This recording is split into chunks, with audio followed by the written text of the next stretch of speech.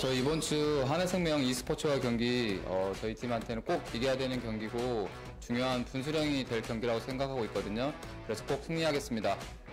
앞으로 남은 경기들 다 열심히 더 준비해서 이번 시즌은 꼭 플레이오프 그 이상까지 노려보도록 하겠습니다. 나는 행복합니다. 나는 행복합니다.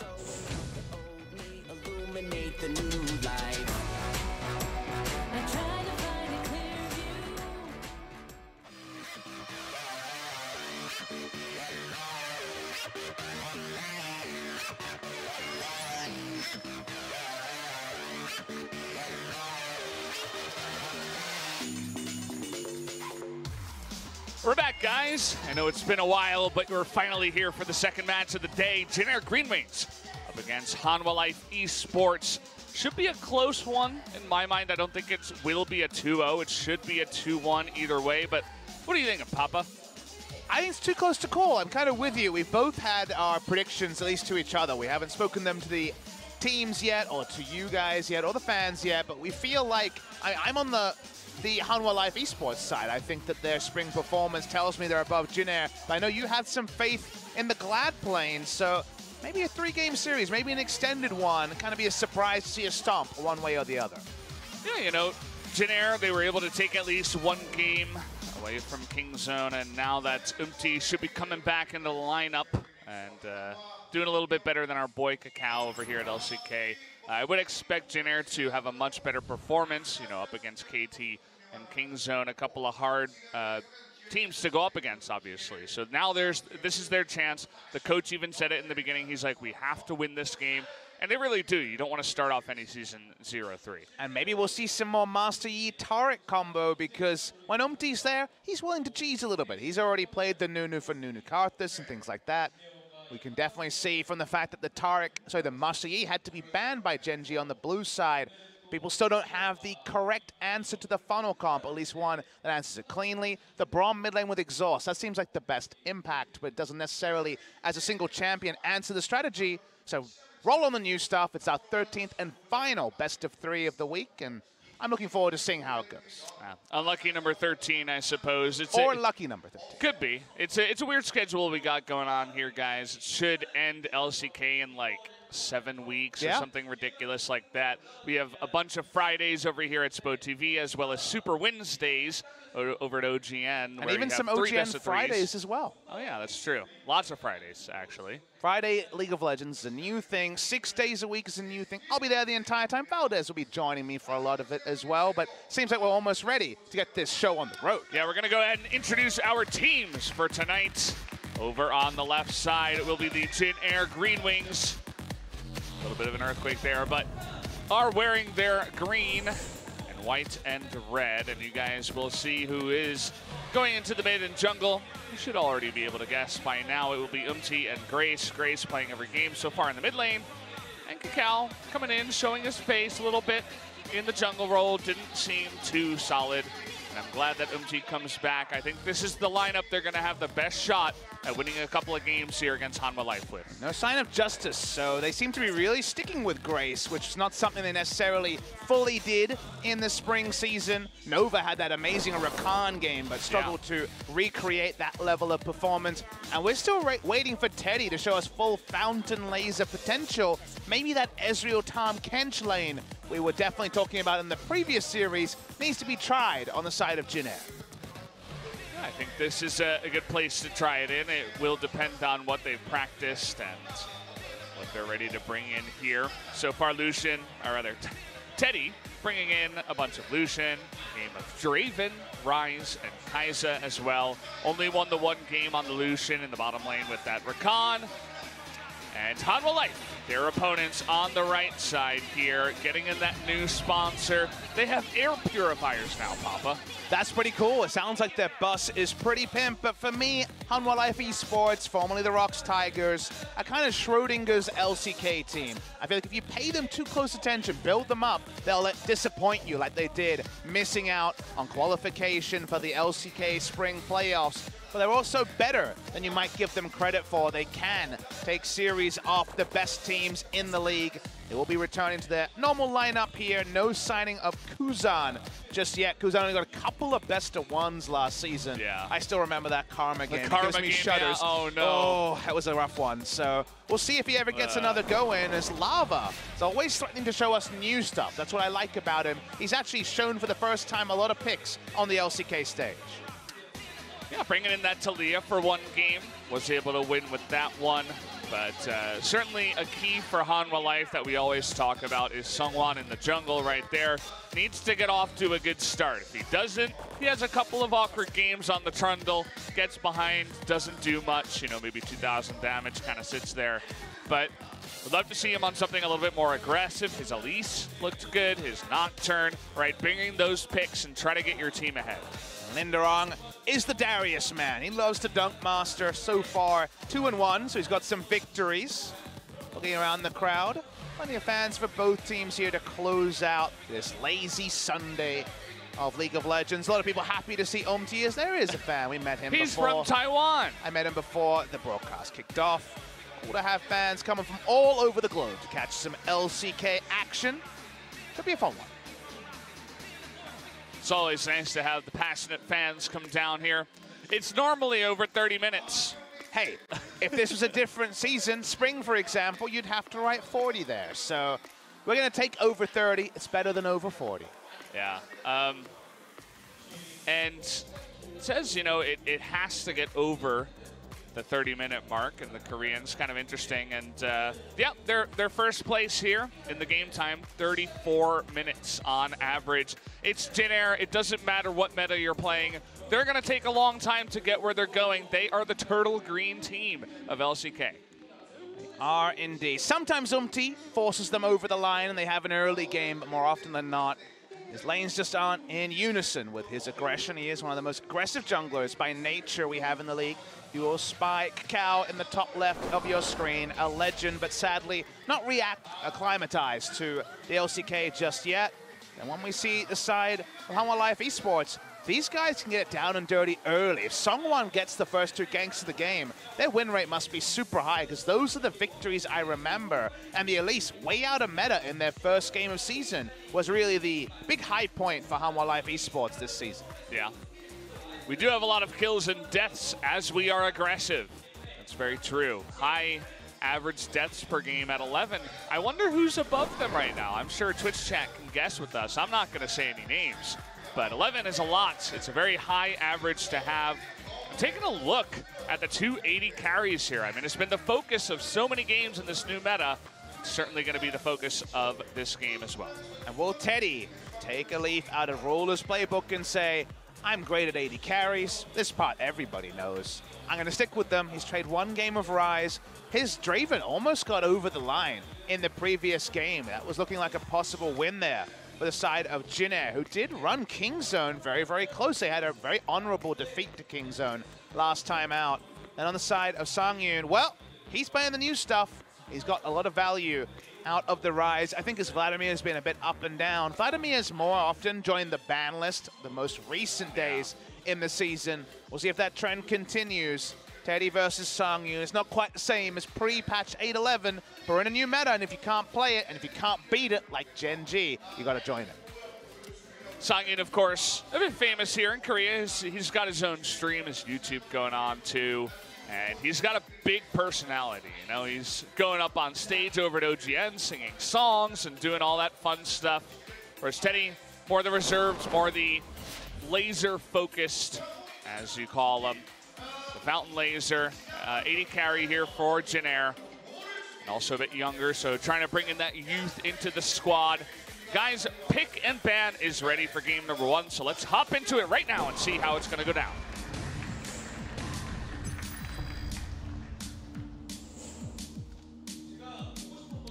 song. We'll let the Korean casters talk first because we're bobbing our heads to the song. Irelia, the first ban on the blue side. Lava playing a lot of it in solo queue. 0-2 on the season, but still showing respect for solo queue performance. the likely Talia player if Jinair was to lock it in, but it's going to be banned away already by Hanwha Life Esports. Let's see where the trends are, because Nocturne and Shen were left open in our last draft. Shen going to be banned away here. Would they first pick away the Zoe? That's the one that's exciting for me. Lava and Grace have both shown Zoe in the past. I think Lava would love to play it. And I already mentioned Tariq Master Yi when Umti's in the game, and the Tariq banned on the side of HLE. Yeah. They're okay with the Yi, I suppose, as long as he doesn't have Cosmic Radiance to help him out and keep him alive underneath all of that pressure. So might as well just ban one of them. Taking a long time with these bans. Some of the teams are a bit faster than others, but Jinair down to 0 seconds. Jinair Coach Fly will ban away the Lulu. So what does that mean for the strategy here from Jinair? When you think of power level, then definitely we're thinking of the Zoe, we're thinking of the Nocturne. Those are two big picks that for now. I looked at Camille as a jungle pick for is another big one. You might just see Hanwha Life Esports ban none of those 3 champions and take 2 out of 3. Yeah. But they will ban away the Zoe. So the Zoe priority is very, very high. As you can tell, for both these teams, I'm sure Hanwha will blind pick it. First pick on blue side in game number 2 if left open. So for Jinair, will it just be Camille? Because that was Cacao on the Camille last time out that struggled. That was their first pick on blue side in game 3 of the previous series. So it's going to be Cacao. Out of the lineup, in. It seems like will largely be the favorite to pilot this Camille. Yeah, it's good. Get him on something aggressive, you know, outside of the Graves, the Nunu he's been playing. Take that away, put him on Camille. See how he can do. And Hanwha Life now have a very hard question ahead of them. Other big picks still left available, a bunch of them. You got the Rise here. Or Songyun could be, but it's also a really good flex pick in general nowadays. Been a lot of bot lane Rise, and less of it in the solo lanes, but Lava has played it in the recent memory. If you think about it, does very well into Vladimir, but they're actually going to straight up take both. This is Songyun's way. My impression here is that Songyun will play Vladimir. There was an interview he did with OGN that Joel translated that basically talked about how he was surprised, personally, because of course he's not usually a Vladimir player, how well Rise did into Vlad. He played the reverse of the matchup in pro play, and now, of course, the Rise counterpick, or pseudo counterpick, is off the board. They've taken both of them. Probably going to be Vlad bot lane. And it's going to be Illusion straight up, so Teddy says if Ruler can do it, I can do it too. Yeah, that's a couple of games already on Teddy for the Lucian, so he wants to go with something with a bit more consistency. It was the only AD carry he won on, and again, we got more consistency. Nova on the Rakan again. That's what we want to see. His engages were fantastic, won the MVP in that victory over Kingzone. All right, how are we going to round out the first round? Usually jungle pick is taken in the first round, so see if Songwon will take one of his favorites. Now, he's also an Elise picker, so maybe he can wait till later in the draft and show something, or if he wants to go power level, then you have to take Xin and Nocturne now, and they actually go for the Nocturne. You look at the side of Jinair, and it's not necessarily the sort of team that you usually pick Nocturne to counter. As Zoe, for example, is a free food for a Nocturne. He's going to try and get in the face of the Lucian, but there's already strong engage from Jinair. Now there's going to be some engage on the Hanwha Life Esports side as well. This is Songwon's family, by the way. Songwon Whiting there on the left. Nice smiley face, too. Everybody coming down. I saw them actually walk in together. Cute family coming down to support their jungler, their favorite jungler. Now we're going to see Jinair with the band support their own support player. Awkward turn of phrase, but Rakan taken and Soraka banned just to remove some lane presence away from the Rise or the Vladimir, whichever one will end up bot lane. Hey, a Mundo ban. Mundo ban for power level. That means he can play Darius even freer, perhaps. So will we see a Darius, or will Linderung be on the top lane Rise? This is a question we might have answered very promptly. Might wait and see and try to counterpick that top side. Always have the options with flex picks on this patch. And another support going to be taken away will be the Leona. Key hasn't played that just yet, but still going to take that one away. Support is key. Hanwha fighting. Now that is the sort of English phrase the Korean fans will understand and appreciate as got well. A cheer. I know, it's great. It was great, actually. So that was nicely done. Masterfully done, if I do say so myself. Tahm Kench going to be the support pick. They banned Soraka for lane presence and Leona for countering Rakan's fast movement abilities, like his E, his battle dance. Nicely done there, and that means the Tahm Kench are a bit more safety. They don't have a siege comp, but that's usually where Tahm gets the most value. So just defaults to Tahm. All right, Jin Air, we still getting a bit cheesy. Waiting to see. There we it are. is. Karthus right now, and Nunu as well. So, well, there you go. We needed mid and jungle, we thought, but actually we will have the Camille going in the top lane. And So1 has been a great Camille top for a long time, but just like when we saw Gen G pick it and say it's definitely a Haru pick, your first thought was jungle.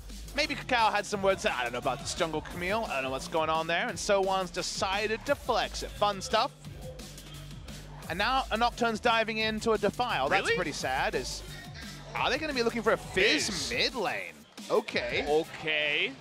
Well, that's a lot of AP damage, right? It's burst and sustained. From the Fizz is burst, and then you got a bit of burst from Vlad, but also sustained with the Rise and Vlad, so I think interesting. this probably has to be Fizz mid lane, and this is another strategy to try to attack Nunu Karthus, because if you put down deep wards, it doesn't matter if Nunu or Karthus takes the Shark, they are going to die. The Nunu are going to die pretty much the ultimate straight up, because it's so under-leveled. Lava, and a lot of mid lanes are playing this in solo queue against Irelia in particular.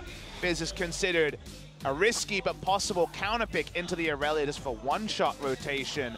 So hands over his mouth saying, I'm going to have to stick with this exhaust.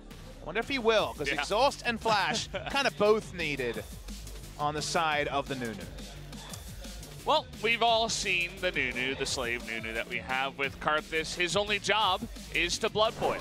You blood boil and you exhaust whoever's trying to kill Karthus, and then you die. Hopefully you can stay alive to blood boil more, but, you know, sometimes it doesn't work out that way. Sometimes you can get an ultimate off. Yeah. For like next maybe to the half Karthus, second. Yeah. to slow them down. And you just slow them forever as well with your snowball, and it's just keep them in place for your Karthus, right? You're essentially just like a little add-on to the Karthus, and you don't really have any value yourself. Well, we're definitely getting some add-ons to the meta. New champion in the Fizz, trying to hunt onto the Nunu and Karthus. I need to see some deep vision, maybe even a level 6 on the Nocturne. The Shark hits, probably the Paranoia follows it. But I take your point, a lot of magic damage, but then again, probably not going to be a lot of magic resist built up from Jinna. Yeah, that's going to be the case, most likely. I'd see a bunch of Merc Treads, I guess, just to help deal with that. But the game is ready, rather, so let's jump into game number 1. Jinna GreenWings up against Hanwha Life Esports.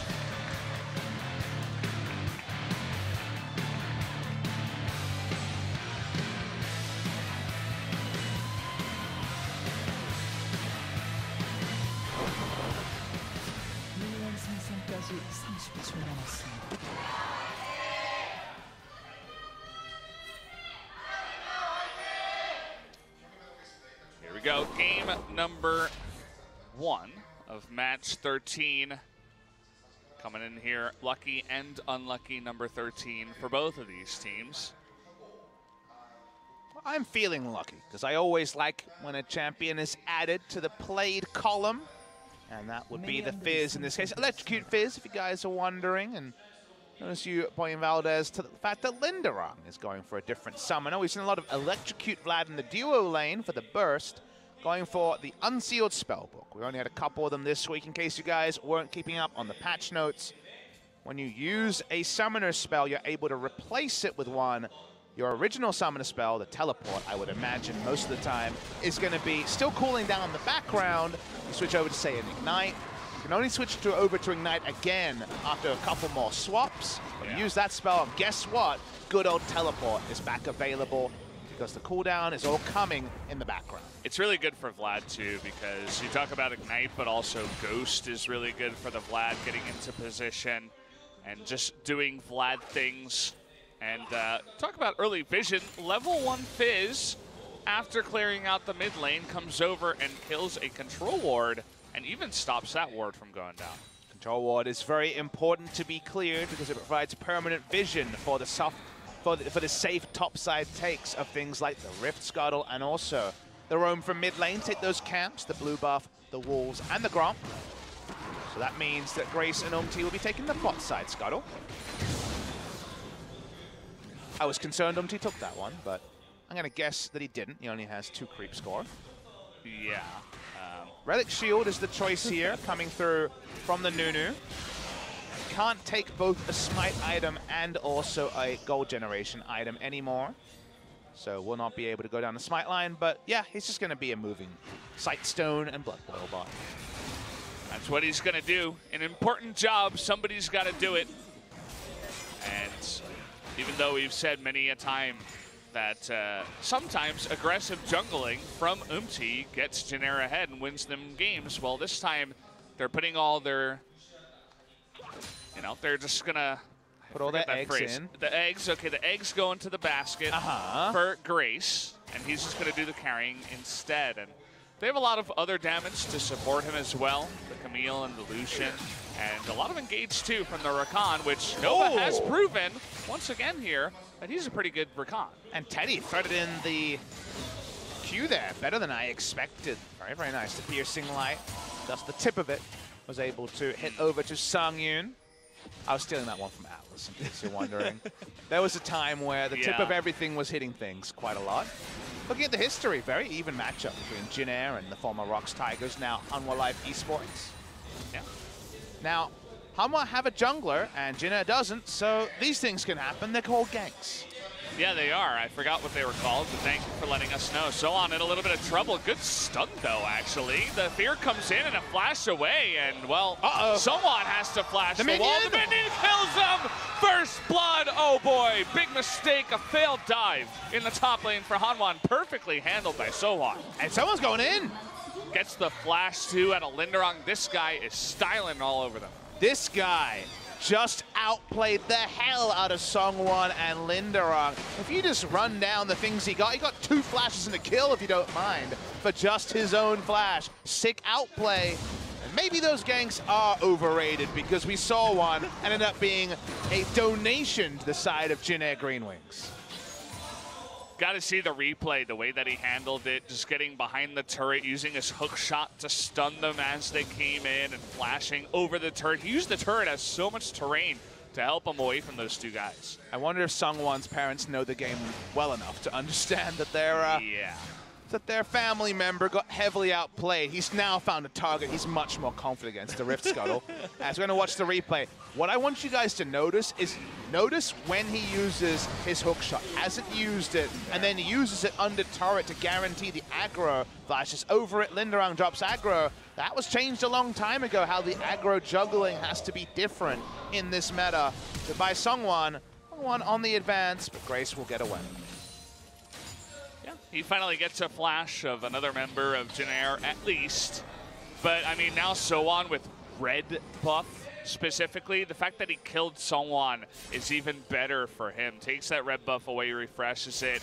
He has the flash down on Linderong, and that's just not so good of a lane there for Linderong now. Not often. The team with the funnel gets the first blood, and that's what that provides. Is if that means winning lane top, a free farm in the mid lane with a hyper farmed up funneled Karthus, and Teddy and Nova winning trades as well. This is the thing that a lot of these funnel strategies in Korea haven't been able to get, because in the draft, something else is punishing them. Maybe the Bruise Bros in bot lane, Mordekaiser and Ornn, when KT were playing against the funnel comp, are just winning lane straight up and no one can gank the Mord. He's overextended, gank him. Well, there is no jungler to deal with that. They're getting everything at the same time, including the vast majority of the gold all going the way of the Karthus. Feels like they're winning. It's like they got the spoilers on the lottery numbers and they're just waiting for the draw. It's a really good start for them, no doubt.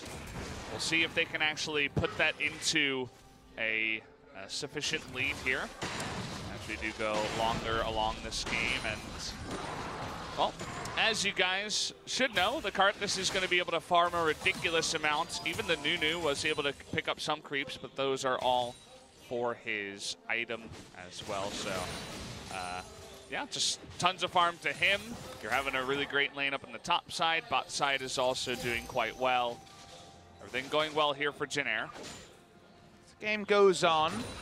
Want to see how level 6 Nocturne and the Fizz invade. Big thing that KT were able to do is they put a single ward to the left of the blue side mid lane turret, and then this Nocturne ulted on site. They've got 2 ults that can really undo Karthus and Nunu. I think that smite did go the way of Umti. Yeah, Umti was able to smite that one down. Not Grace, though. He didn't smite it. By the way, smite Karthus for you guys who are just wondering. Speaking of just wondering, Sohan might just be able to solo this down, the empowered Q, but he has a Karthus on the backside. Will it be enough damage? One more ability will do it. Not enough, actually. Sohan decides he's not going to be diving on in there, and Linderong just barely gets away. Kindle Gem does its job, just enough ability, power, and health to sustain through to the ultimate heal and his final Q. Very, very close stuff, but it shows you still the Camille is running the lane, has no sustain from items, but an item lead from the failed turret dive. Hanwha desperately behind in experience, as Linderong just uses his pull for a bit of a movement speed increase to try to get back to lane faster. Yeah, he does have that lifesteal item now too, so he'll get back up to health. No worry, guys, but even so, he's going to be missing a bunch of those minions up on the top side. Looks like finally Lava will get a blue buff for himself over towards the mid side. And Sohan is level 6 alongside P, who is in the mid lane. Nova also roaming up here, but they'll definitely be looking for those Nocturne ultimates, trying to shut down this Karthus. I just need to see a Fizz ultimate thrown out. If you're going to go for Fizz in this scenario, provide no wave clear for your team in the early or mid game, find it very difficult to push into the Karthus Nunu, despite being able to use your Playful Trickster very liberally because you're not worried about being ganked. You need to be able to pick up the kills, and they don't have the vision either, Valdez. They need to get vision on the blue or red side. They do have some red wards, but that's the only place they can go right now. And you notice Nocturne is too far away from that camp, so it means they won't even be able to punish around the red buff. The red buff easily just handed over to Grace too, so going to be even a more ridiculous spot for him. Some health regen too. Umti doing a good job on the Nunu. Don't usually. What does that mean? Don't usually say that very often, but he's you know, he's got his scanner. He's clearing out all the wards, those wards we were talking about. He knows the objective of the Nocturne and the Fizz, and he knows what he's supposed to do here. So. He's last hit some minions too, 24 CS, that's pretty good. You know. He's got an item that helps out with that one too. A wall onto Lava just to say, hey, back off. Let me give some credit to the Nunu. Go. He has Exhaust Smite against Nocturne Nocturne Fizz, and he hasn't died in 10 minutes. That's pretty good. Exactly. Not dying with no flash against this comp is something that should be complimented. Exactly. So he's doing a good job. See if he can keep it up. Unfortunately, the Drake will go over to Hanwha Life. They're thinking about going onto Lava here. Maybe he used that Playful Trickster, so they wanted to punish him. But either way, Infernal Drake going to be fantastic here for the side of Hanwha Life. They have Fizz, Rise, Nocturne, Vladimir, and a support to help them do damage. So it's a pretty good Drake. For an AoE dive wombo, any extra AP and AD is going to be very, very welcome. Bot lane been very, very passive as top side now with the Executioner's calling, largely from the extra snowball gold. Not going to slow down the Trinity Force too much, so one can be annoying. He stopwatches online, so very unlikely he's going to pick up a solo kill, even with the Karthus ultimate to back him up. Karthus going for the same build. There's so many sustained champions. Sometimes Soraka, this time Vlad. Merlinomicon second become very, very common on the Karthus. My only complaint, lower overall AP values, so no 1,000 AP Karthus at 20 minutes. Yeah, kind of messes with the cool numbers we can get with this strategy, but it's still the right thing to do. Always do the right thing. I'm excited to see what Linderong will take eventually with that Unsealed Spellbook when he decides to go for it. But still, for now, just going to keep that teleport. We saw Nunu actually roaming up to the top side. I thought maybe we might get a gank, but actually, no, he's just clearing out vision. He's being hunted a little bit by the side of Hanwha, but able to sidestep all of it. Notice he doesn't have his Relic Shield upgrade yet in terms of being able to have the ward. The quest is not cashed in. He has Targons, but no wards to put down, and now they're going to try with some more bad guys. How about 5 bad guys? Does that sound good enough to you? Sorry, Sohan. You're going to have a hard time there. Everybody piling up into the top lane, looking for the first blood turret as well. They're going to try and fight against this, though. Oh, nice engage there onto 3. Good devour out of P, but someone is going to go down. Linderong jumping on in there, but he's not fed enough. Double kill already for the Karthus in the back, and he's even going to ult there. 3 go down on the side of Hanwha Life as Jinner come back. The ult's not perfect, but the answer is from the side of Jinner. They pile in, they call in the teleport and say, we can make this play work. They can. Sending 4 members with the Camille dead gets them 3 kills. And they're top lane, so why not a Rift Herald on the backside? Keep that turret alive. That's so good in terms of the gold swing. Hanwha Life had to get the turret and then lost 3 people. It would have been a little bit more even, but now this swings heavily in tempo towards Jinner, who will give that over to Umti, actually. Nunu has a job now. He's got the Rift Herald. Finally, the job hunting for poor little Nunu has paid off.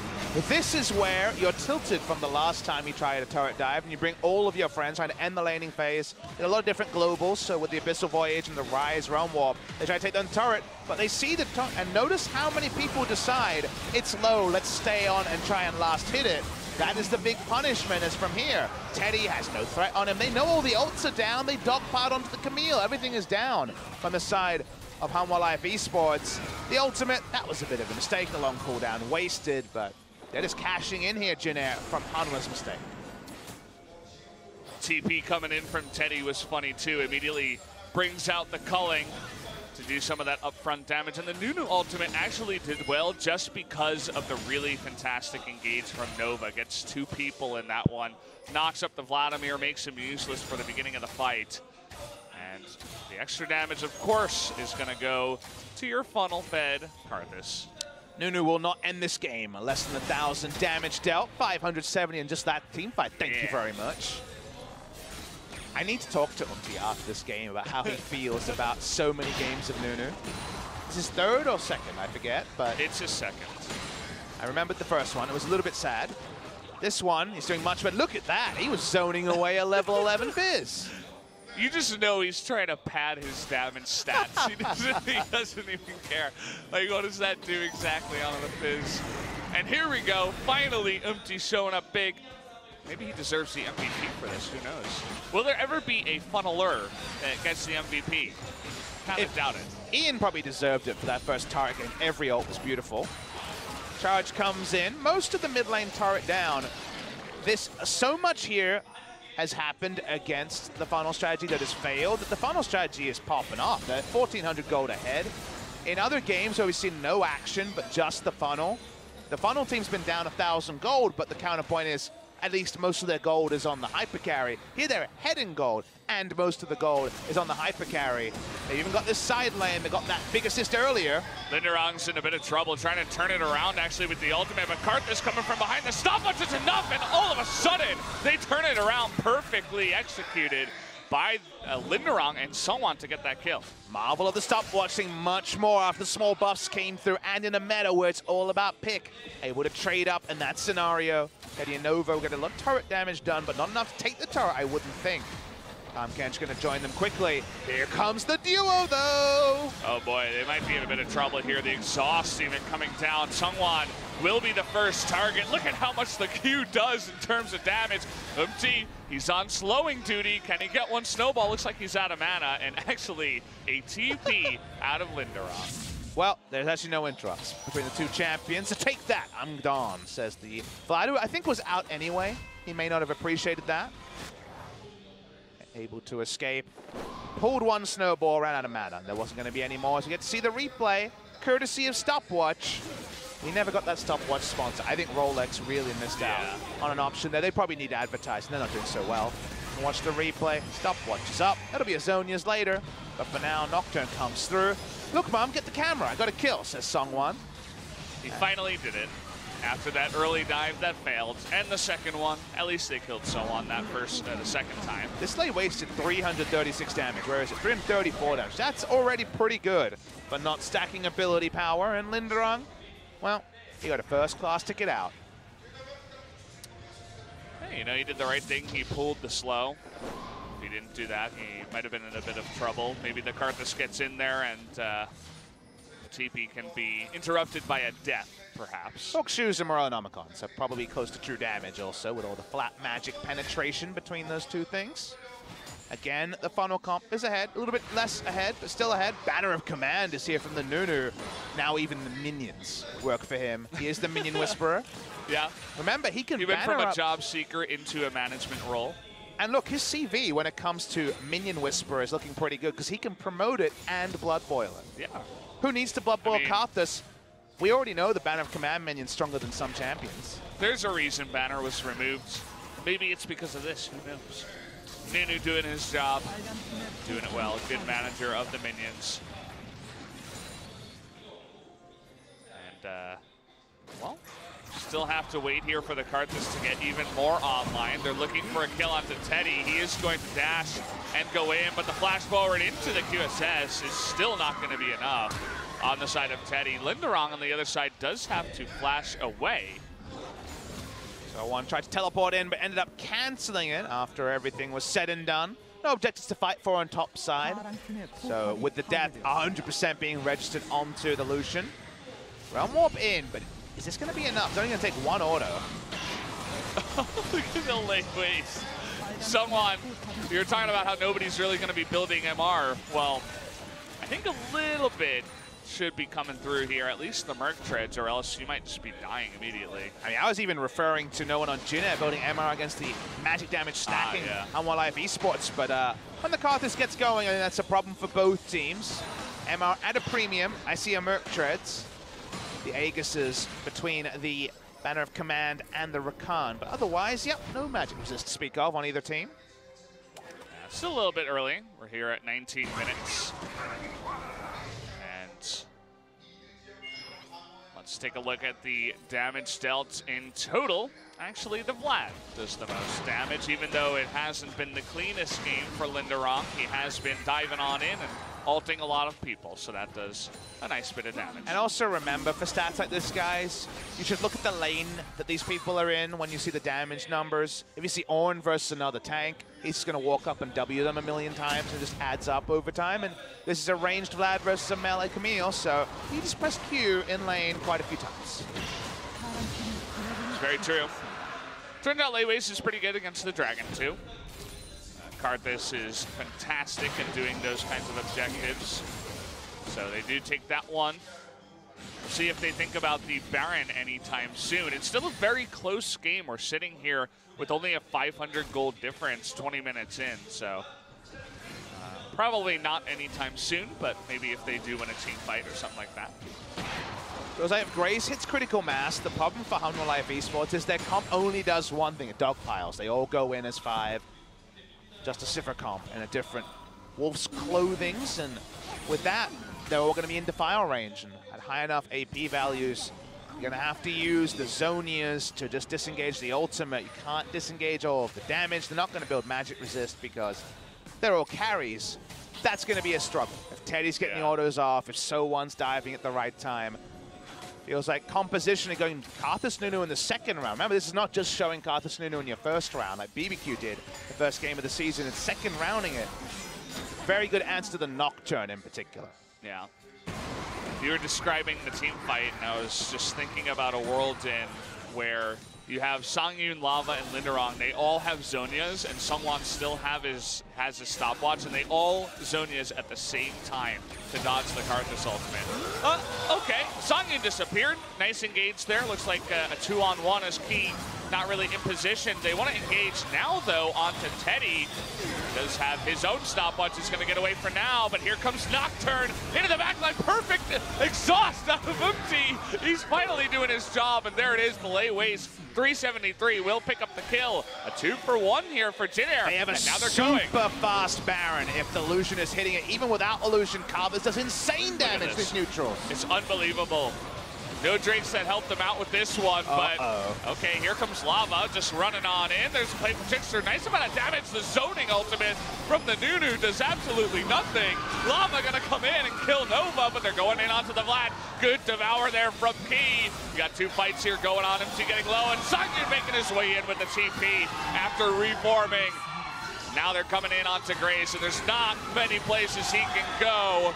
Let's see if he can get enough damage down with the ultimate. The Devourer comes in, and Key nor Songyun will go down. And Hanwha Life Esports actually win the fight. Ladies and gentlemen, LCK viewers everywhere, that was a Baron throw for the ages. They walked up to it, they had no exit plans, and no escape Nunu. Of course, they're going for it.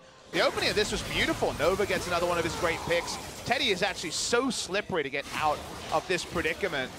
Well, seeing picture-in-picture the Baron slowly falling down, not much to contest it. I think Teddy played this fantastically. Even after the Nocturne comes in, you know why they turn onto the Baron, but you need to disengage on Baron, otherwise what happens in the picture-in-picture happens. You lose the Baron. Baron throw right here. They have control wards. I think, okay, we're going to be fine. There's engage. There's AoE damage. If you stand behind it, there's magic resist shred. And Lava comes in, and sadly, there's no way out for Jin Air. You can see the small amount of damage that MT's ultimate did actually helped out against Linderong, but in the end, it just was not enough.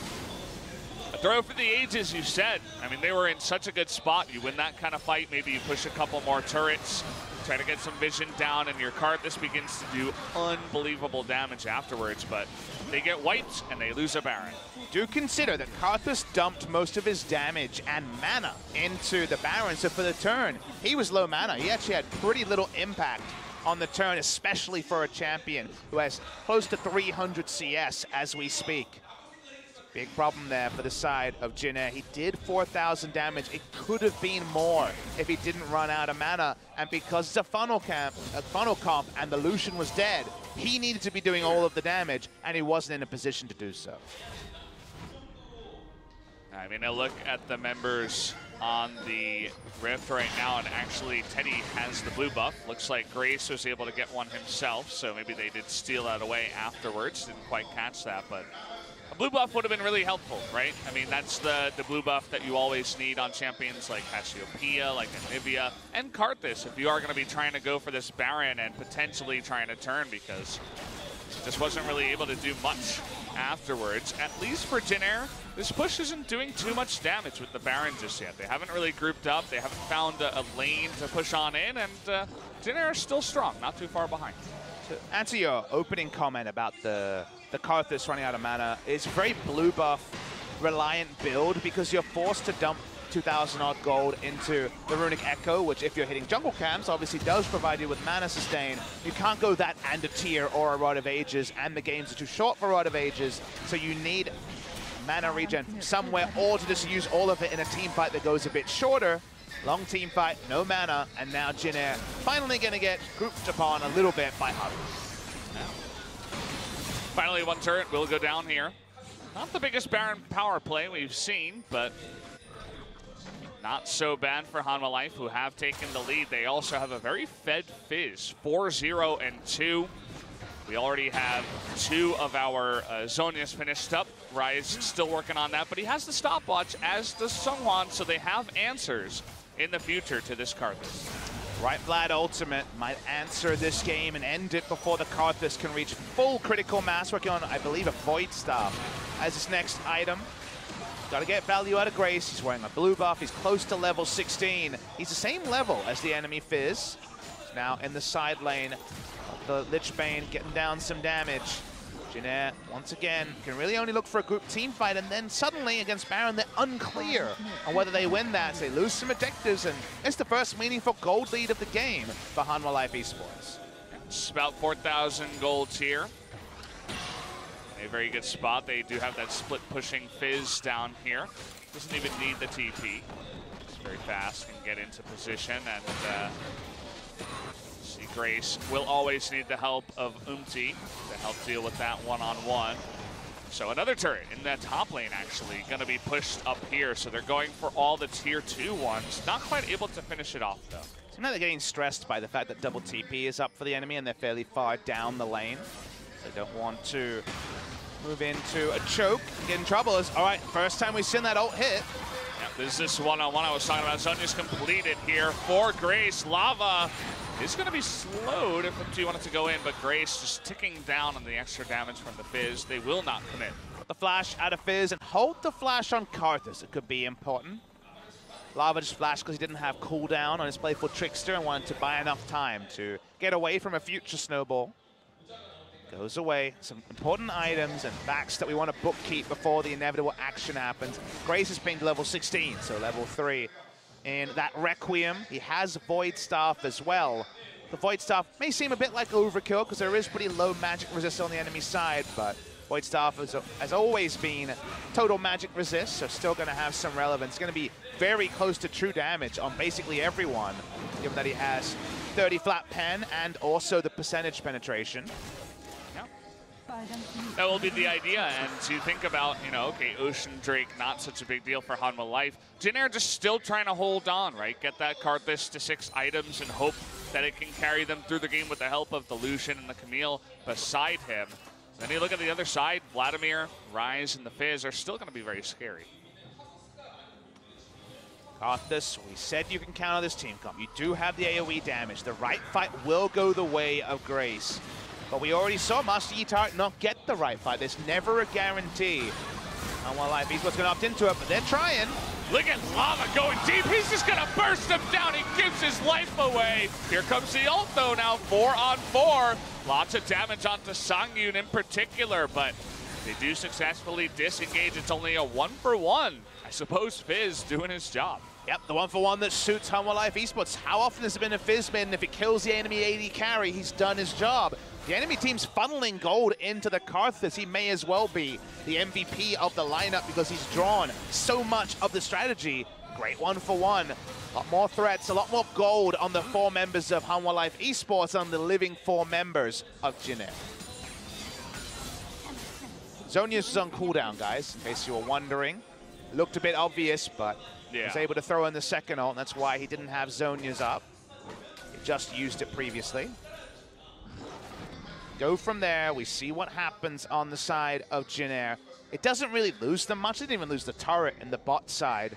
So now with the Baron buff, actually pretty well set up for on the side of Jin. I think the next Baron probably decides the game. Certainly should. We're going to take another look at the replay. Lava says, I have an angle here onto Grace. They probably will not expect it either. The Fizz closes the distance from so far away, was stunned up, so even if he did have his Zonius available, would not have been able to use it. Good devour there onto Linderong, and they do disengage. I really enjoy watching Nunu do meaningful things. He zoned away multiple people there. He was actually very, very useful and has more items than most of our slave Nunus have had so far this season. Job hunting Nunu continues his way. Grace is almost level 18. Can they get a fight where Karthus isn't picked? Because that is where all of this has been set up for. All of this has been set up to get the Karthus into a fight, to have him actually get value out of his passive, and thus far, well avoided by Hanwha Life Esports. We talked about the next Baron, and here we go again. Even Hanwha Life has a good amount of damage. Nova pushing in. Lava actually looking for the angle here. They had vision, and he actually messes it up. Uses it on the Nunu. That's the last person you want to do it on. He's going to get in the back, though, but a really nice Vladimir ulted in. They might just be able to rip through this entire enemy team. Just going to take him out. A double kill for the Ryze. Pushing on through. Nice little stopwatch out of Songwon. That's going to be another kill. 4 for 0. Really nicely done by Hanwha with the Nocturne ultimate. The teleport doesn't even come in from the field. Didn't even have it. Might have been cancelled. Hard to say. Regardless, no Camille, no problem. Hanwha Life Esports try to roll through, and they should be able to end the game right here. Yeah, that's going to do it. Another funneling strat with our Nunu card. This is going to fail. Camille's coming on in here, trying to go 1v5. And, well, spoiler, guys, it's not going to work out. Down goes the last Nexus turret, and the Nexus 1-0 for Hanwha Life Insurance. And maybe the best early game we've seen for a funnel comp, it still fails. There's so much AoE wombo damage that it registers. There's no answer from the side of Jinair. And in a topsy-turvy game, Hanwha Life Esports outlast Jinair GreenWings. Yeah, good job by them. They make it into the ending stages where the Camille wasn't really doing much against that Vladimir AoE damage. The Nocturne and the Fizz were doing their job in terms of bursting down one member, and they catch them at the Baron. It was a perfect Baron bait. They get the angle, and they come on in. So very, very nicely done there by Hanwha Life.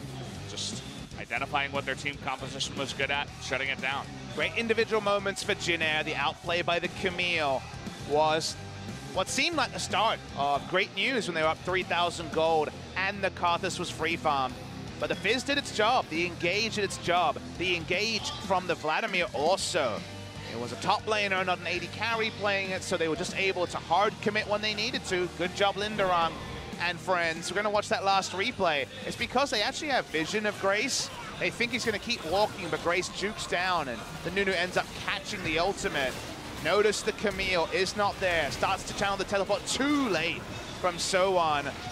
Nocturne dies. The Camille never even finishes the teleport, seeing the health bar on his friendlies. And that's the end of the line for the side of Jinair. Even the Realm Warp to pick up the kill, but also to get away from the dead Karthus right on time. Very nicely executed towards the end. So Hanwha Life say, enough with this weird funneling stuff, at least with the Karthus Nunu. We know how to shut it down. Fantastic comp from them. But guys, we're going to go to another 12-minute break before we come back with game number 2.